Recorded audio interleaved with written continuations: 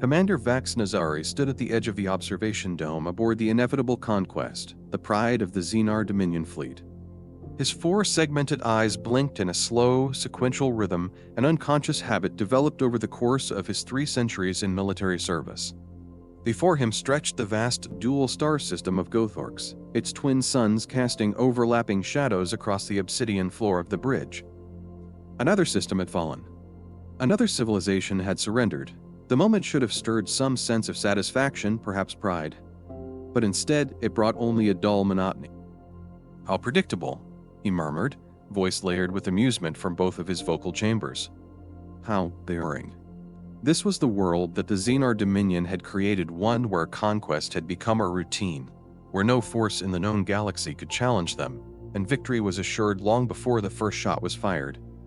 The sound of metallic boots echoed behind him, signaling the approach of First Officer Kara Voss, a tall, refined Viridian. Her kind had once resisted the Xenar long ago.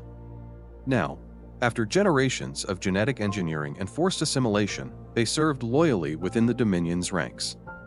Voss was an excellent example of the Dominion's success in integration. Her demeanor was cold, crisp, efficient, perfectly molded for her role.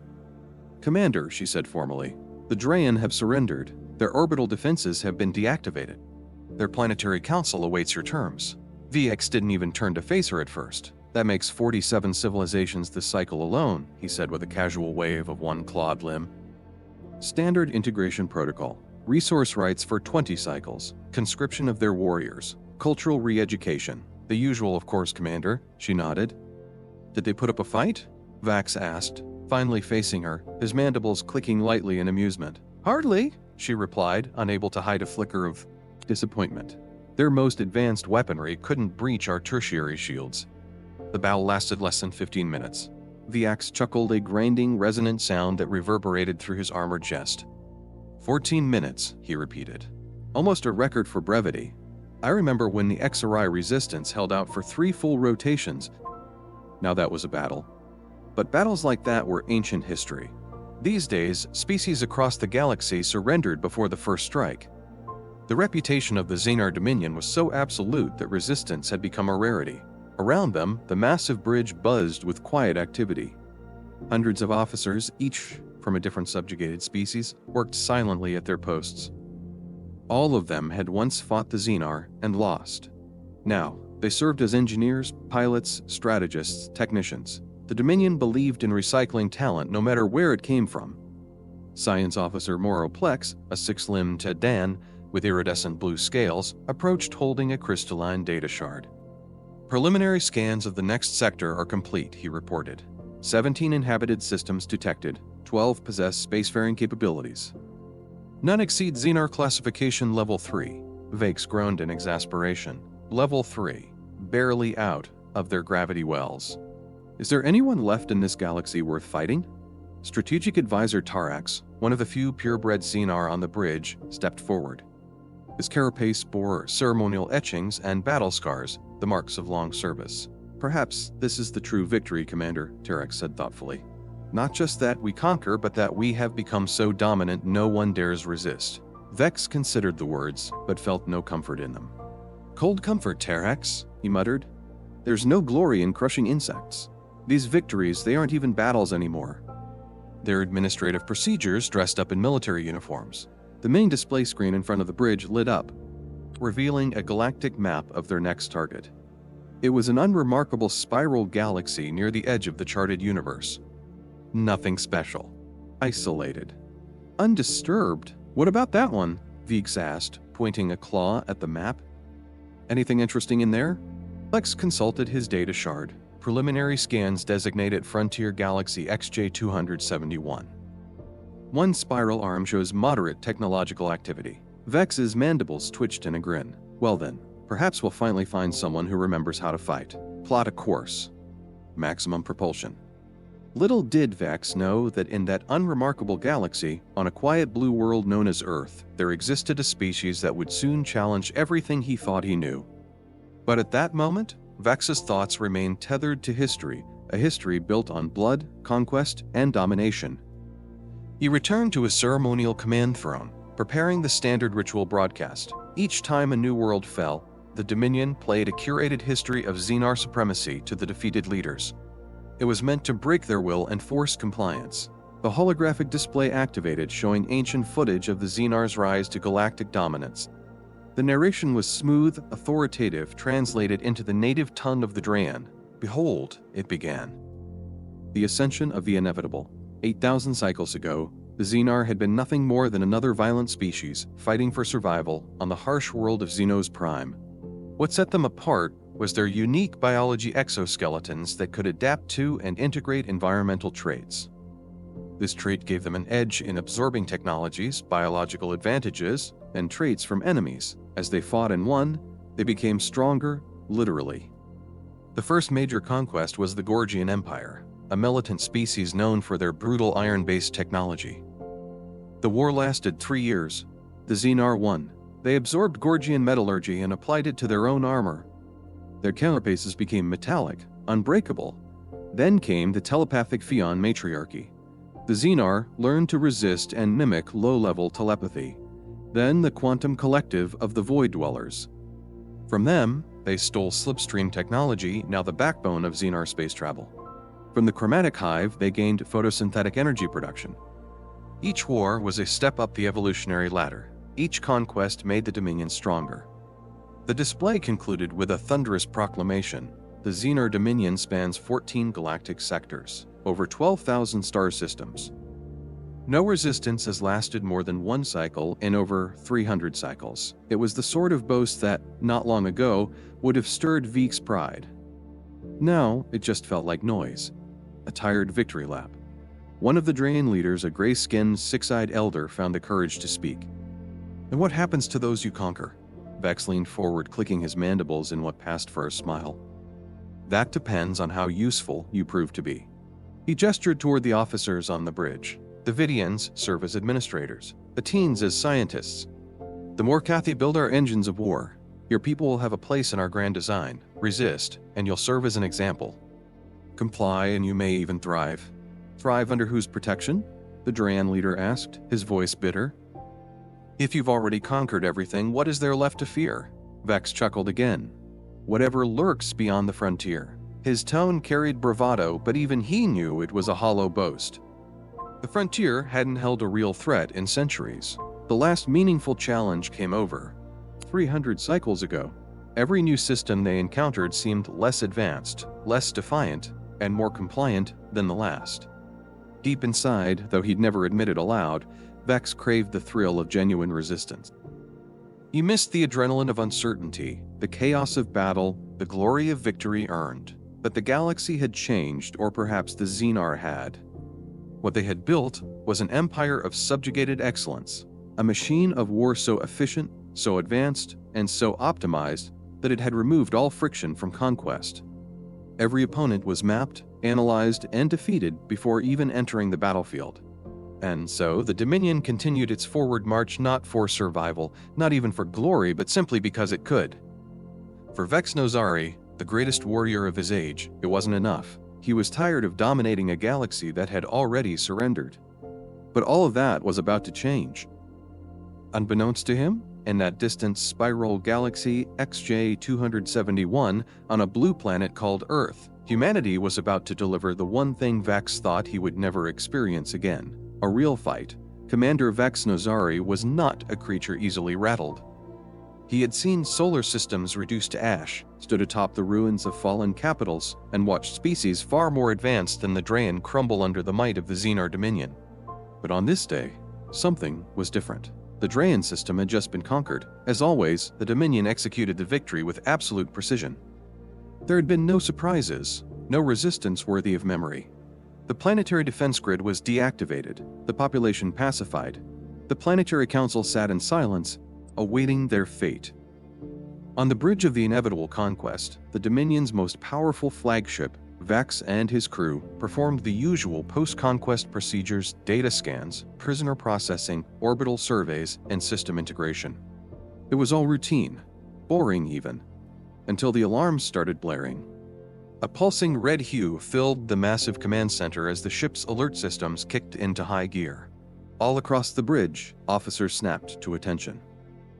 The calm hum of background systems gave way to rapid beeping, urgent warnings, and pulsing notifications. Vox straightened, his warrior instincts instantly replacing his passive demeanor. "Report!" he barked. Tactical Officer Jean Scotto, a more Cathy with prismatic sensors instead of eyes, manipulated the console with lightning speed. "Anomalous energy signature detected, Commander. Edge of the Drayan system. Unknown configuration. Not matching any recognized propulsion, heat, or mass profiles in our entire database. Show me," Vex ordered. The central view screen shifted, and there it was, something sleek and unfamiliar hanging in the void of space. The vessel was elegant, smooth, and gleaming. Its shape was unlike anything in Xenar records. It looked more like a work of art than a warship. Where Xenar ships were all brutal edges and exposed weapon systems, this craft was curved and streamlined, almost organic in design. No visible weapons, no menacing structure, just a graceful ship quietly observing the aftermath of a galactic conquest. "What species is that?" Vax asked, his voice low and deliberate. Science Officer Moreau Plex had already begun analyzing. "No match in our species index, Commander. Energy readings suggest high technological sophistication, yet there are no significant weapon signatures." Vex leaned in, his curiosity genuinely piqued for the first time in centuries. "Magnify those markings." The image zoomed, focusing on a cluster of characters painted along the side of the vessel. The bridge crew squinted. Slowly, Vex read the strange lettering aloud. TRRAN1. Terran, perhaps? Voss offered. A mispronunciation. Vex clicked his mandibles. Terran. "And what is their business here, in my newly acquired system?" "They may be scouts, Commander," Plex suggested. "Their construction methodology is unfamiliar. Materials do not match any we've cataloged. They could be merchants or simply lost." Vex waved a claw. "Open a channel. Let's see what these Terrans have to say for themselves." Communications Officer Lissa Wren, a humanoid with a shimmering metallic complexion, nodded and initiated contact. A moment later, the view screen flickered and froze the entire bridge in stunned silence. It wasn't the technology that shocked them. It was the face. A biped, pale skin, 2 eyes, soft, fragile features. Hair that appeared to grow only from the top of her head. The appearance was absurdly underwhelming, almost laughable. But the voice. "This is Captain Elena Rivera of the Terran exploration vessel Discovery," the human said with calm authority. "We are on a peaceful mission of scientific exploration from Earth. We apologize for the intrusion. We were unaware this system was claimed." Her words, spoken clearly and without a hint of fear, echoed across the command deck. Vex tilted his head. "Earth," he repeated, scoffing. "Never heard of it." He leaned forward. "And what species do you represent, Captain? Rivra?" She showed no visible reaction to the deliberate mispronunciation. "We are humans," she answered. "From the planet Earth in the Sol system. We've only recently developed interstellar travel. We're eager to establish peaceful relations with other spacefaring civilizations." Strategic Advisor Terex leaned close to Vex and whispered through their private neural channel. "They appear completely outmatched, Commander. This vessel lacks meaningful defenses. No war signatures, no shields. Shall we add them to the collection? Their genome may hold something useful."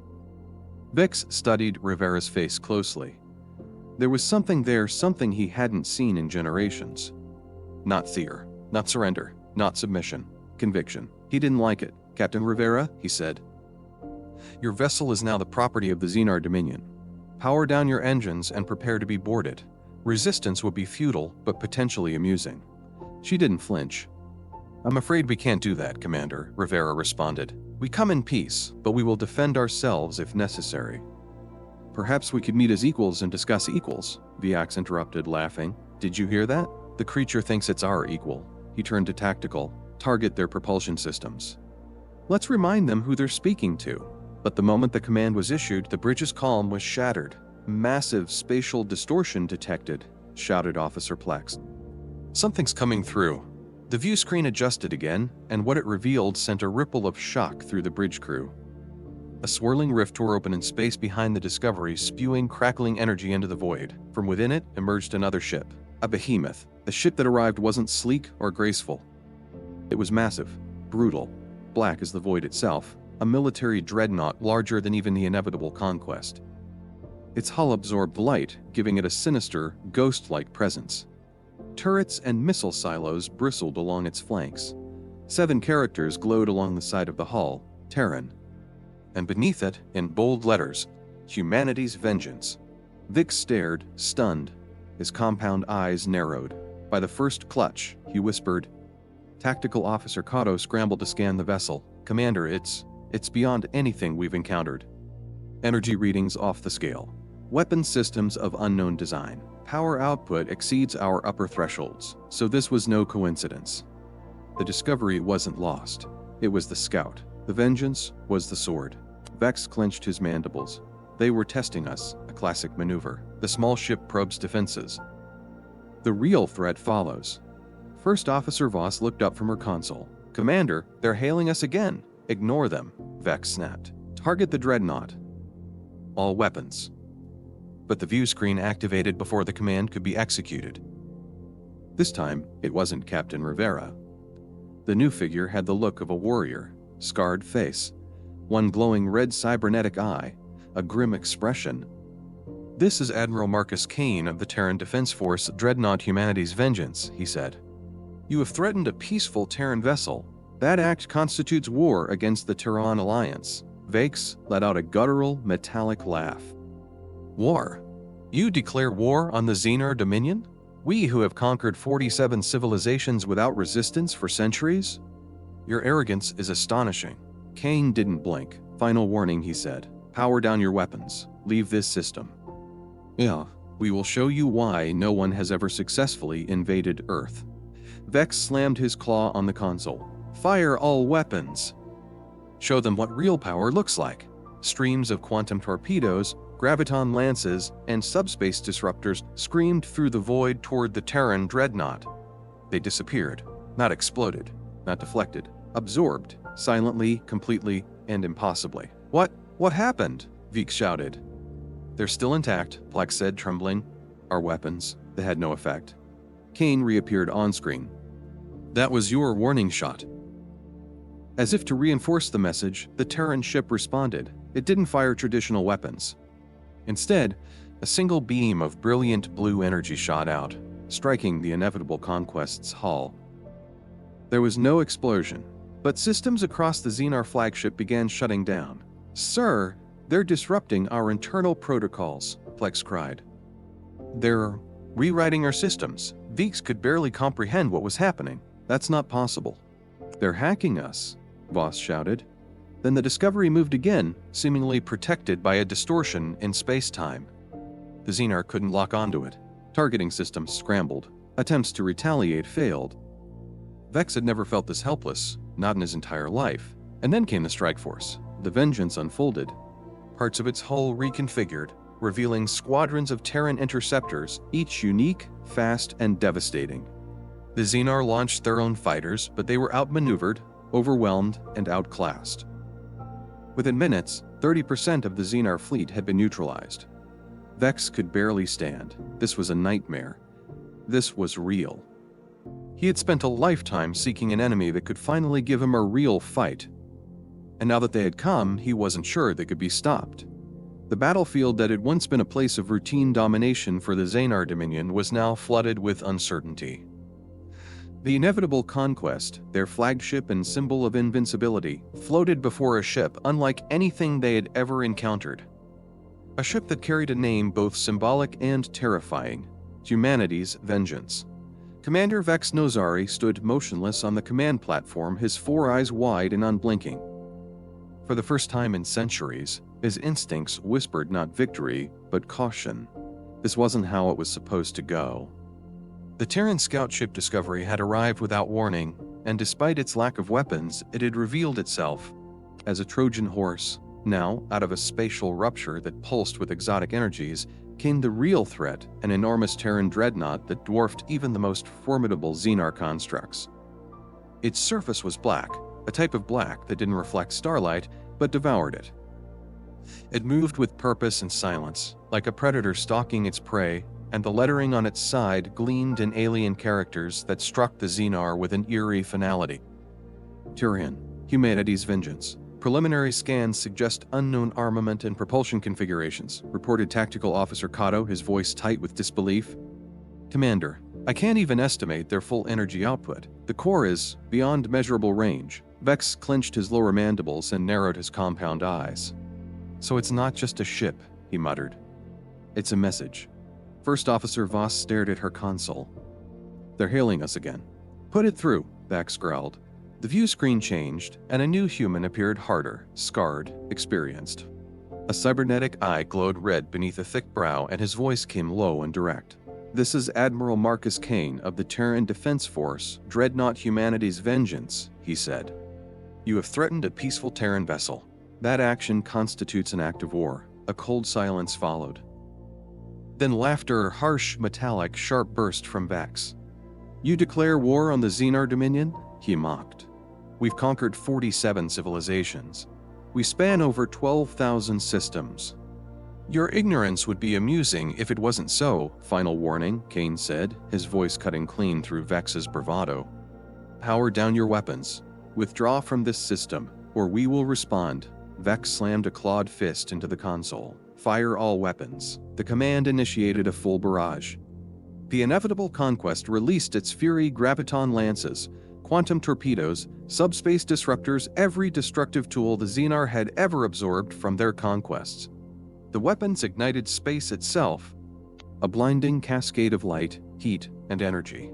And then nothing. The Terran dreadnought remained, untouched. It hadn't dodged, it hadn't countered, it had absorbed the attack.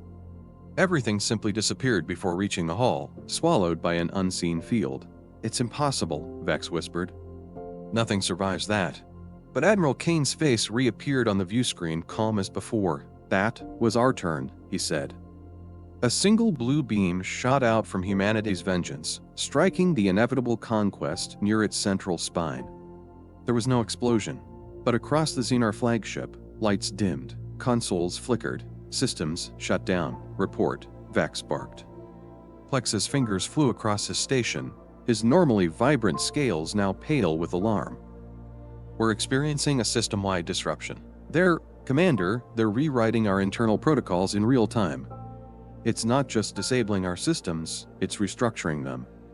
Impossible, Vex said again, but even he could hear the disbelief in his voice. They're hacking our ship, sir, Voss added. Not through code, but through quantum interface disruption. They're inside our systems. Across the bridge, the tension was unbearable. Officers scrambled. Power levels dropped. The enemy hadn't fired a missile or destroyed a single hull plate, and yet the Xenar were losing. The Discovery, the smaller scout ship, was also moving, dancing through space as if protected by some localized warping of physics. Weapons couldn't lock onto it. Targeting systems failed to track its path. Space itself shimmered and bent around it, like it refused to be found. Destroy that scout ship, Vex ordered. They're coordinating with the dreadnought, cut their line of communication, weapons locked, and then unlocked. Targeting failure, Kato reported. Commander, the space around the Discovery is distorted. Our sensors can't penetrate it. They're bending local space-time. They've created a blind spot. Vex slammed both fists into the console. These aren't tactics. This is manipulation, on a level. Another pulse. This time, a wide-angle beam of energy lashed out from the Terran dreadnought. Again, no visible explosion, no debris. But the effect was instant. Entire sections of the inevitable conquest went dark. The artificial gravity failed in certain compartments. Communications dropped. Emergency lights blinked red, casting eerie shadows over the command crew. Sir, Plex said, barely able to keep his composure, we're detecting molecular destabilization. They've deployed Commander, they're not just attacking us. They're unmaking our hull at the atomic level. Atomic. Disassemblers, Vex repeated in disbelief. Yes, sir, Plex replied. They're dissolving the structure of our ship molecule by molecule. Vex stared blankly ahead. This couldn't be real. They were supposed to be the apex species, the zenith of warfare, but they were being dismantled without a single Terran casualty. Launch the fighter squadrons, he barked. Overwhelm them with numbers. They can't possibly fend off all of us at once. From the inevitable conquest, wave after wave of Xenar fighters emerged, swarming toward the Terran ship in dense formations like angry hornets. And at first it looked promising. until the Vengeance began to change. Its hull slid open, panels retracted. Dozens of smaller vessels detached, revealing that the Terran dreadnought was not one ship but many. A modular fleet interlocked and now dispersing into the void like a cloud of deadly birds. "They're not a single craft," Voss breathed. "They're a network." Each ship designed with a separate function. The Xenar swarm met the Terran interceptors, and the tide turned. The Xenar had uniformity, identical fighters, standardized tactics, pre-programmed maneuvers. The Terrans had chaos. Each interceptor was different. Some released drone swarms that latched onto Xenar fighters and shut down their engines from within. Others used electromagnetic pulses to scramble their targeting. Still others carried traditional weapons but wielded them unpredictably. "They're not following command hierarchy," Voss said, awestruck. "Each pilot is making autonomous decisions. They're adapting, improvising." Vex felt the tremor of panic rising in his chest. "Status: 30% of our fighter squadrons have been neutralized," Kato reported. "They're targeting our command pilots. Somehow, they're identifying squad leaders and eliminating them first. That meant they weren't just reacting. They were studying them, learning, evolving in real time." Vex knew what had to be done. Prepare the Omega Protocol. A chill passed over the bridge. Even the officers stopped speaking. The Omega Protocol was the most dangerous weapon in the Xenar arsenal, a doomsday device created from the combined remnants of 3 fallen civilizations. It created a space-time rupture capable of swallowing entire fleets. It had never been used in battle. "Commander," Voss warned, "the weapon has never been tested. Firing it will drain all propulsion and life support systems for 78 seconds. We'll be helpless. We're already losing," Vex replied grimly. "This is our only chance." As the Omega weapon began to charge, lights dimmed across the ship. The bridge flickered. Energy was rerouted. Across the sector, the sky itself seemed to darken. But before they could finish the charge, the view screen activated again unprompted. Admiral Kane and Captain Rivera stood side by side. "You're preparing a space-time weapon," Rivera said calmly. "We strongly advise against that." Vax let out a bitter laugh. "You advise me? Your ship is seconds from obliteration." Kane shook his head. "We've been monitoring your power fluctuations. Firing that weapon will leave your ship immobile. Your life support will fail. You'll be helpless. And we'll still be standing." Vex's breath caught in his throat. "How do they know that?" he whispered. "Because we understand you," Kane replied. "More than you realize. We didn't come here to destroy you, Commander. We came to send a message. Humanity is not to be trifled with." Suddenly, the sector lit up with new spatial distortions. 5 more Terran warships emerged from subspace, each with different designs but all bristling with power. The Terran fleet had arrived. "And this," Rivera said softly, "is only a small part of it." Vex looked around his bridge, filled with flickering lights and disheveled officers. He had wanted a real fight. But what he got was a reckoning. He had no choice. "Cancel the Omega Protocol," he said quietly. "Stand down. All weapons." The bridge of the inevitable conquest was in shambles. The once pristine command center of the Xenar Dominion's most powerful warship now echoed with the sound of alarms, crackling control panels, and frantic, uncoordinated chatter. Smoke drifted from a damaged comms console near the rear of the chamber, where a lesser officer struggled to bring it back online. Commander Vex Nozare stood in the eye of the storm. His carapace, once polished and gleaming, was scuffed from the force of an earlier impact that had nearly thrown him from his platform. One of his 4 eyes had cracked slightly, a translucent film forming over it. He refused medical assistance.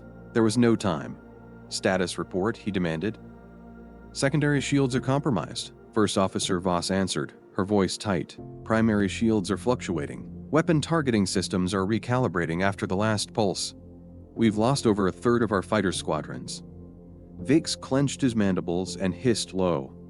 That wasn't just a defeat. That was humiliation. The Terrans hadn't just matched Xenar tactics. They had shattered them. What Vex had believed to be their unbreakable doctrine, perfected over millennia of conquest, was proving laughably fragile against the unpredictable onslaught of human tactics. He watched as the view screen displayed the chaotic mess of the battle in orbit. What should have been a clean sweep Xenar strike fighters against a lone enemy dreadnought and its modular components had instead devolved into a disaster. Their swarms of mass-produced identical fighters were being shredded, one, by a force that refused to fight correctly, and therein lay the problem. Xenar doctrine thrived on uniformity, on efficiency.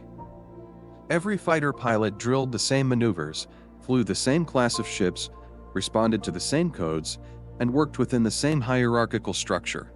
It was a marvel of coordination, a system that had overrun dozens of galactic civilizations.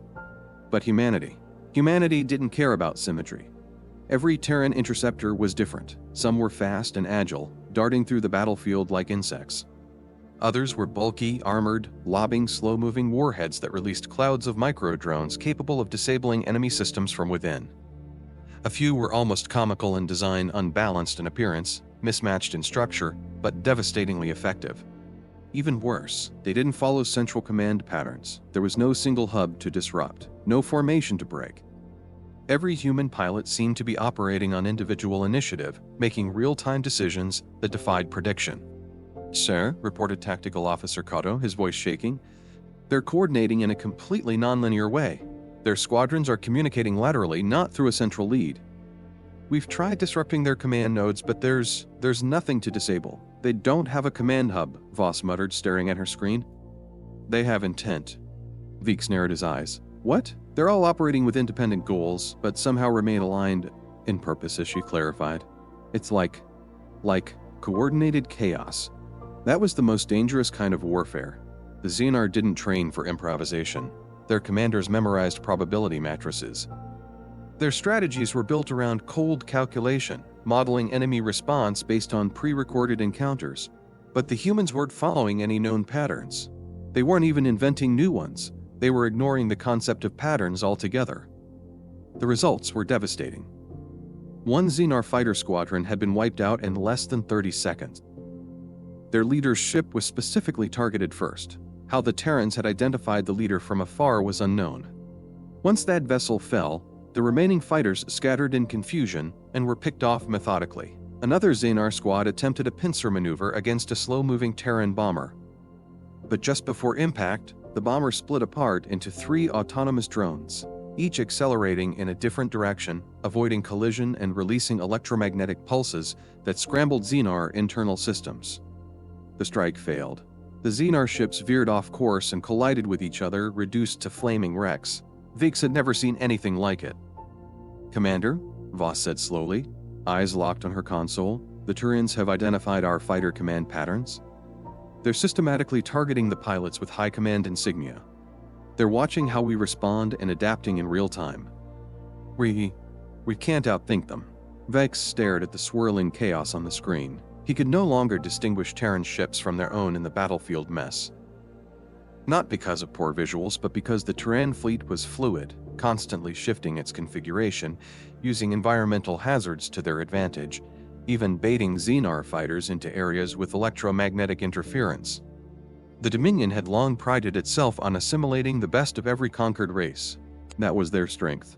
But now, for the first time, Veeks understood the flaw in that model.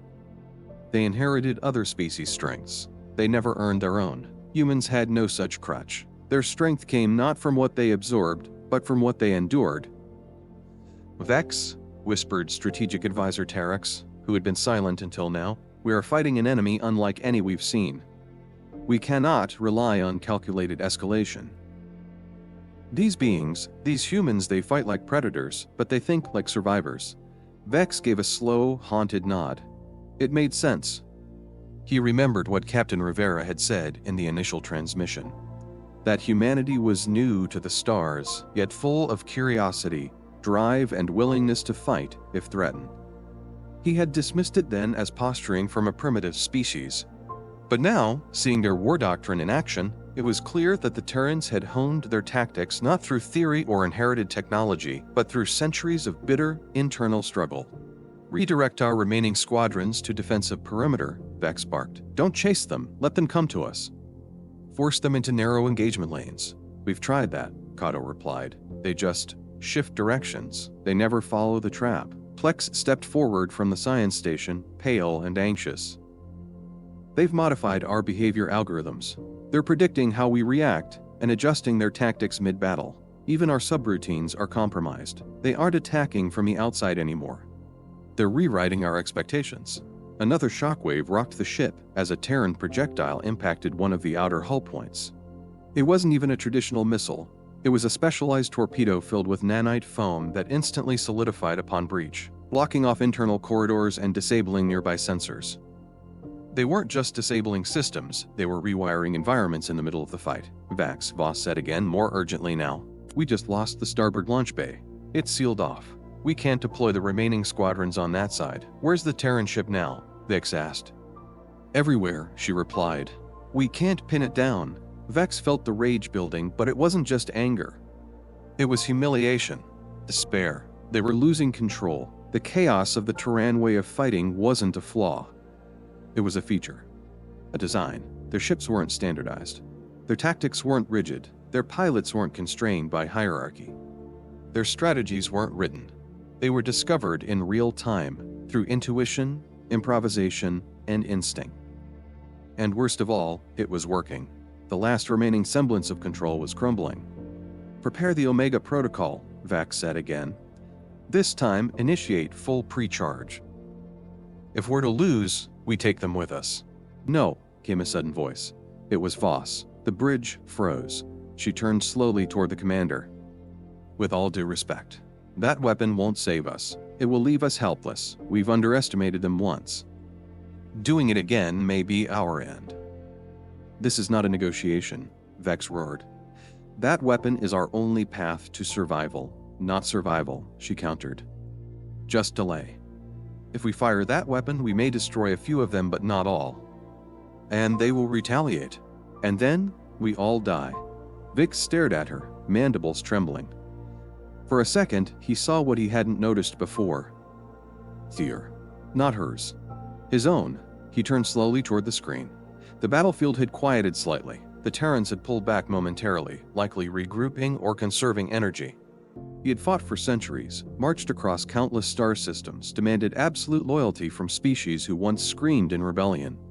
But now, faced with a fleet built not by conquest, but by intention, he saw the future unfolding. And in that future, he wasn't the conqueror.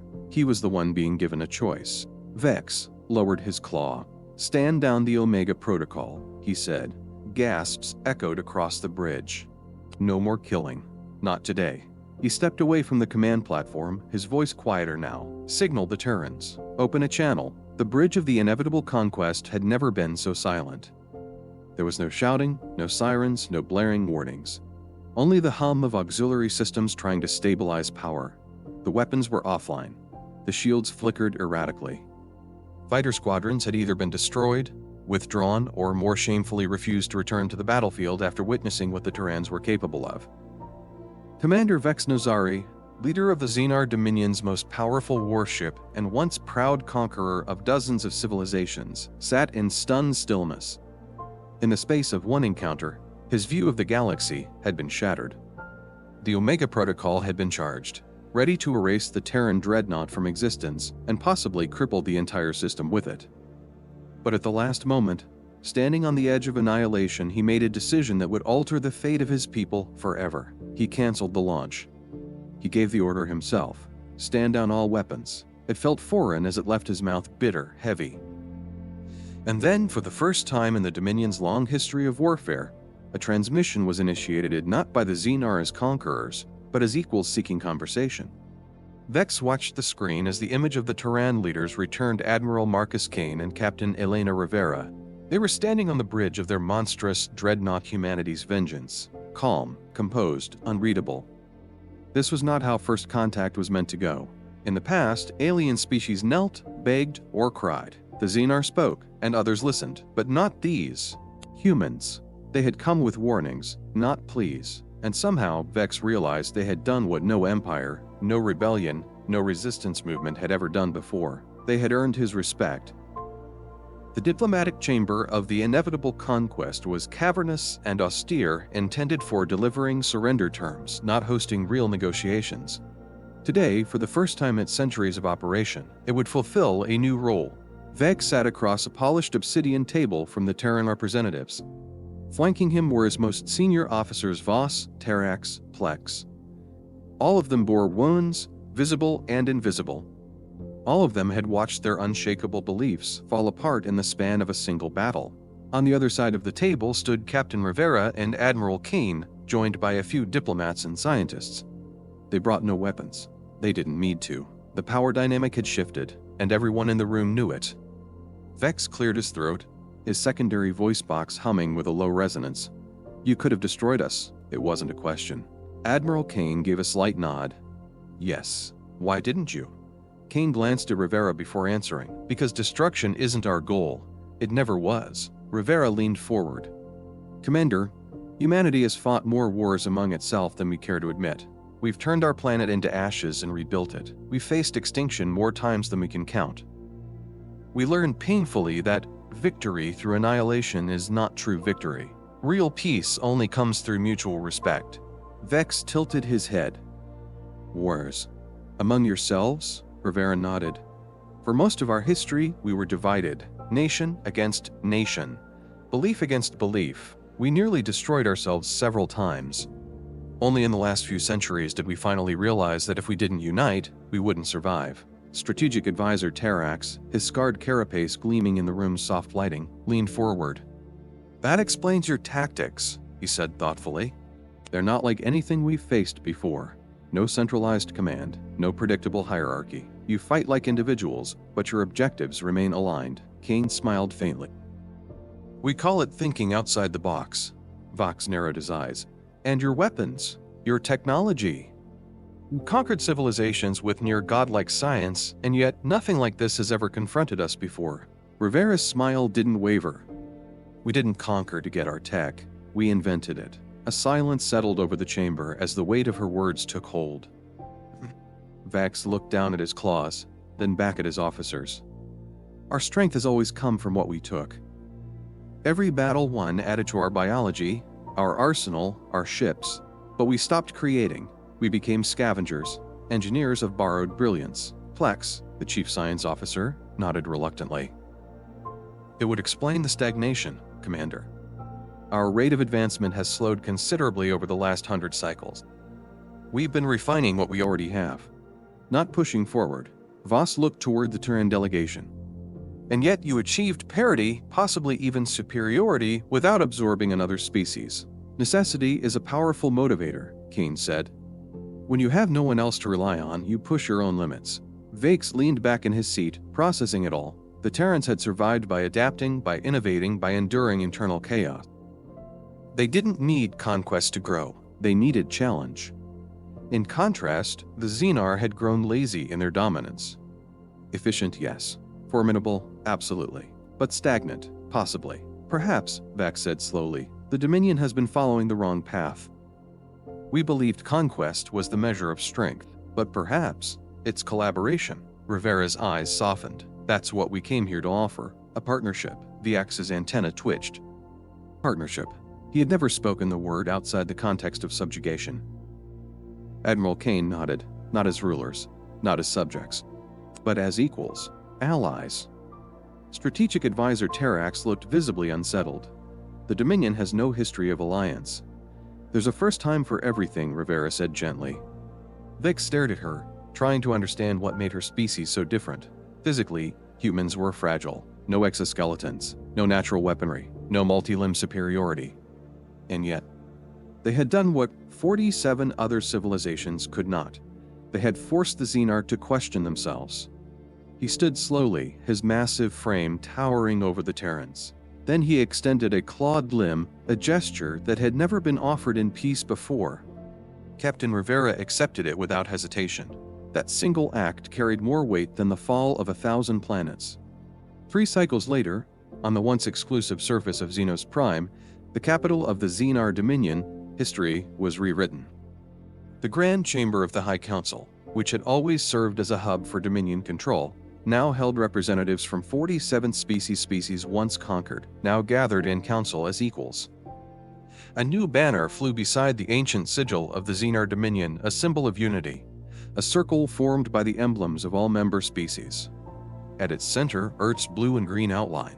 Commander Vex Nazari stood at the podium, no longer a warrior emperor, but a statesman. His exoskeleton had been polished for the occasion. His voice carried across the chamber with clarity. "For centuries, we believed fear secured our future," he began. "We believed strength was measured by how swiftly we crushed opposition. But then came humanity, a species we underestimated. A species that changed everything." He paused, eyes scanning the diverse assembly. "In 3 cycles of cooperation, our scientific progress has exceeded what we achieved in the last 300. Together, we've created faster propulsion systems, advanced medical techniques, and communication networks that span previously unreachable quadrants." Holographic displays lit up, showing the achievements of the Galactic Cooperative. The humans call it synergy. The idea that the sum of our collaboration exceeds the value of our parts. Captain Rivera stepped forward, taking her place beside Vex. "The Terran Alliance does not seek to replace the Dominion," she said. "We're not here to build a new empire. What we offer is a federation of equals, one built on trust, not fear." A murmur of approval rippled through the assembly. Admiral Kane added, "We've made every mistake a species can make. And we've learned sometimes through great cost that the only path forward is together." A representative of the Terran, the species the Dominion had just conquered days before first contact, rose from his seat. "What of defense?" he asked. "The Xenar once crushed all threats. What happens when something worse comes along?" Kane answered, his cybernetic eye glowing. "Then we face it together. Our cooperative defense fleet will combine Terran ingenuity, Xenar adaptability, Vidian's precision, Tech-10 innovation, and more. There is no single species that can stand alone, but together there's nothing we can't face." Vex looked across the chamber and nodded. "We were once feared," he said. "Now, we will be respected." As the chamber broke into discussion groups, Vax turned to Rivera. "Your species has done something I believed impossible," he said quietly. Rivera smiled. "We didn't conquer you. We just reminded you of what you could be." The spatial anomaly was unlike anything they'd ever seen. It shimmered at the edge of known space, a vast, swirling distortion that defied categorization. Some believed it to be a wormhole, others suspected it was a dimensional rift. But no one, neither Xenar nor human, could say with certainty what lay on the other side. What was certain, however, was this: the galaxy would face it together. On the observation deck of the newly commissioned flagship Unity Through Diversity, Commander Vax Nozari stood beside Ambassador Elena Rivera. They had been through everything: first contact, near annihilation, the collapse of an empire, and the birth of something entirely new. Now they stood not as commander and intruder, but as friends. The Xenar commander's once vibrant exoskeleton had faded with age. The edges of his armor, once polished for intimidation, now bore the marks of peace, decorative etchings in honor of every species that had joined the new alliance. And next to him, Rivera, older too but wiser, stood wrapped in a diplomatic robe adorned with the insignias of both Earth and the Cooperative. They watched in silence as the anomaly pulsed again, this time brighter, deeper, like something on the other side was preparing to step through. Vax broke the silence. "You're not afraid?" Rivera smiled, her eyes showing the age of countless negotiations, conflicts, and reconciliations. "Of course I'm afraid," she said. "But I'm also curious and hopeful. That's the human way, fear and hope, hand in hand." Vex nodded slowly. "Before he met your species, the Xenar would have launched preemptive strikes on anything this mysterious. And now?" Rivera asked gently. "Now," Vex said, "we try to understand it." That simple exchange captured the transformation of an entire civilization. Where the Xenar had once been conquerors, they were now explorers.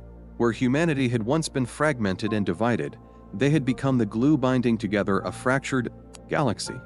Together, these two very different peoples had forged a coalition no one had imagined possible. Below the observation deck, a sprawling hangar was filled with ships of every shape and size. Vessels from 47 species worked in harmony. Xenar graviton engineers, calibrating propulsion coils alongside human AI specialists, Vidians running diagnostic scans, while Terran welders fortified hull plating. The galaxy had become a community. Vex turned away from the anomaly, his gaze sweeping the cooperative fleet. "To think, all of this began because one small ship wandered into what we thought was our territory." Rivera chuckled. "The discovery was only supposed to catalog radiation levels. Instead, it sparked a new age. A small spark, Vex said, igniting a bonfire. And it was true.